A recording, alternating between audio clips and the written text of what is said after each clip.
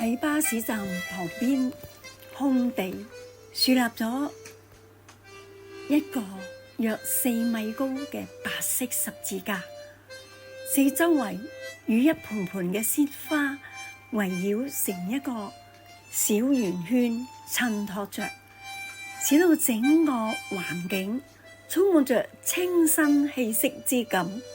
經過嘅人都以新奇嘅目光注視着呢個白色的十字架。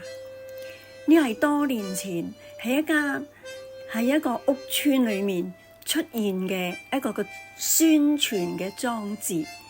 然而呢係正係呢一個村屋有間教會係舉行緊福音大爆炸，其中推動嘅一個宣傳福音工作之一。所以呢個白色嘅十字架凍喺度一段嘅時間，佈道會後先至除下。巴士站人來人往，見到呢個十字架嘅人都係唔少嘅。呢個十字架似乎咧唔能夠開聲向人傳講基督復活嘅福音，其實佢已經默默地直接地將耶穌嘅名字傳開咗。聽聽以下有幾位嘅居民佢哋嘅談話，我哋就知道啦。但係原來咧一位嘅女士，佢就指住呢個十字架同另一位嘅女士講，佢話呢個十字架好好睇，一定係講耶穌嘅。另外有2個青年，佢哋就互相嘅對住講，十字架十字架係講耶穌嘅，係講耶穌復活啊！因為依家咧就係耶穌復活節就快到，今日就係一個特別嘅日子。呢度咧有間教會咧，佢哋舉行聚會，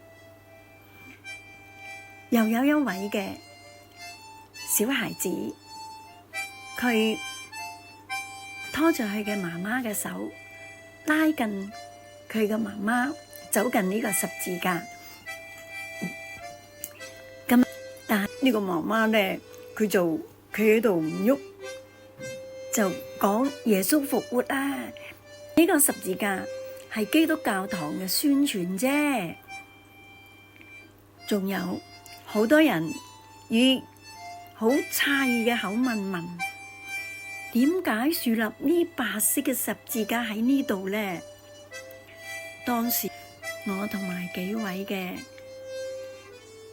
姊妹靜靜嘅觀察，多少亦都知道一啲嘅居民呢個反應嘅，佢哋議論紛紛，亦都係好開心咁樣嘅。佢哋無論點樣，佢話十字架嘅道理都係傳開俾當時嘅呢個村屋嘅居民。後來咧，我哋幾位姊妹就喺呢個十字架下就影咗幾張嘅相。雖然咧喺眾目睽睽之下，我哋仍然咧擺咗幾個嘅姿勢，心情都特別嘅興奮。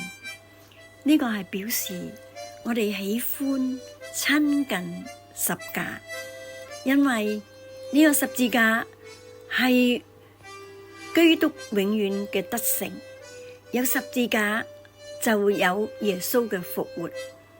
因為耶穌基督佢係釘喺十字架死了，埋葬了，第3日就復活了，所以我哋係好歡喜快樂。十字架係我哋永遠嘅榮耀，我哋好感謝主耶穌嘅恩典，佢救贖，佢奇妙嘅作為臨到我哋世上每一個人。十字架就是我哋永遠嘅榮耀。